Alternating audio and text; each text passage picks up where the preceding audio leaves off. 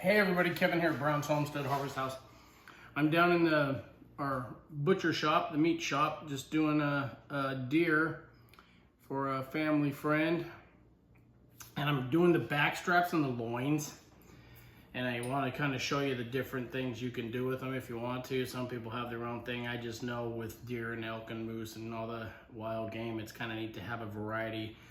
This stuff is so stinking lean that you don't have to overcook it. If you do, you'll start eating a piece of leather or something. And yeah, so I'll show you different kind of the cuts and what you can do with them.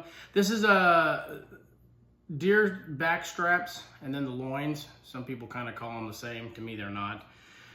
They tend to be a little smaller. You got to trim them up so your steaks aren't like these freaking 64-inch, you know, bone-in ribeyes or anything like that. But they come out pretty good if you cook them right and you clean them up and you take care of the wild game initially, so you don't get that gamey flavor. And like I said before, the last thing you want is an initial person, hey, yeah, I'll try some, and then they bite into it and it's like biting into some skunk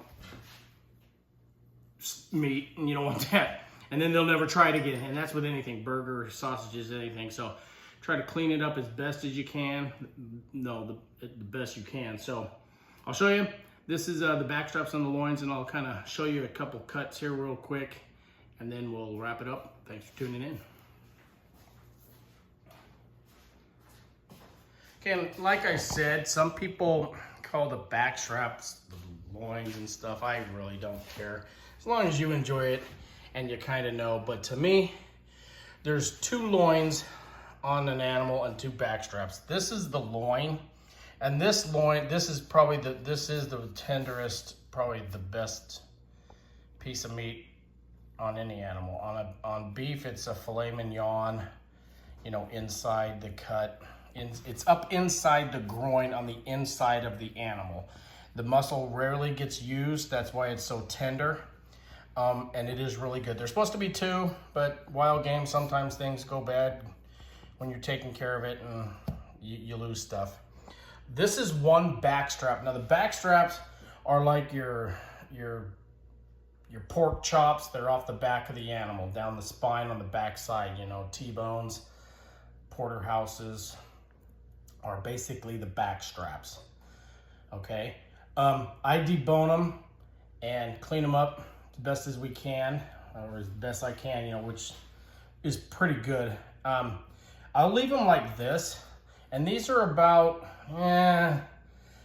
10 inches long, and this is one back strap. So what I like doing with this is just like you do a prime rib. Man, you just salt it and pepper it, put your spices on there, and sear it, and then stick it in the oven or cook it like a prime rib to about medium rare, 122, 125, and then pull it out, let it rest, and then chop your steaks up however thick you want it. See, these aren't that wide, so you know you're ending up with a steak that's just a little fella. So I like doing it like this. Then you cut chunks off, and holy smokes, and then let your butter melt on top, your garlic butter, and let it rest for about 10-15 minutes. That's a good way to do it. This is from the other side of the back strap. And this is just a single flat steak, is what I call it.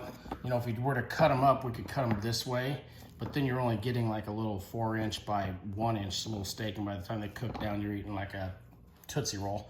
So you can leave this one the way it is, cook it medium rare, marinate it, spice it, just cook it flat, and throw salt, pepper on it, however you like it. So that's the third way. And then this last one is I left the back strap full on it. Excuse my filming here. Let me see if I can get this set down here. And I left it full.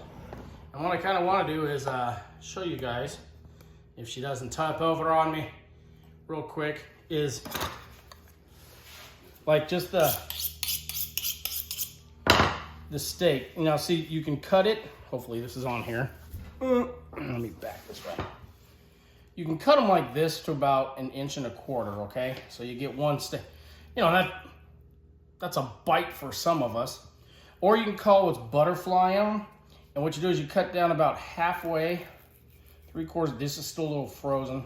Cut through about 3/4 of the way of the end, and then you come out as the same width as the first one, and you slice straight through, and then you open them up like moi, and it's called a butterfly.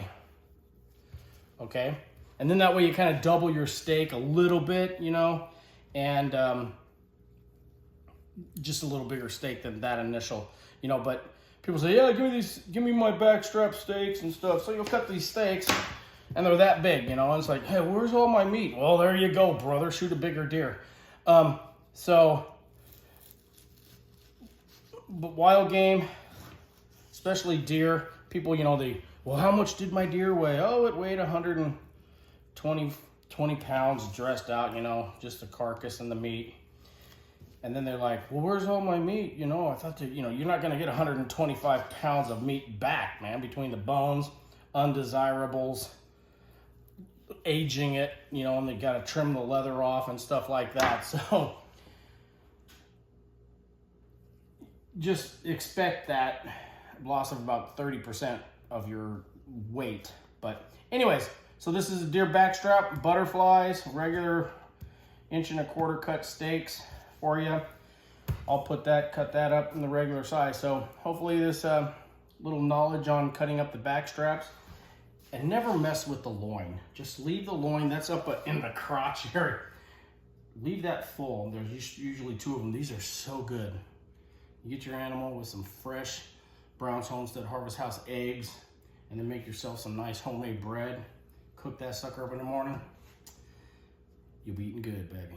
Thanks for tuning in. Have a great day.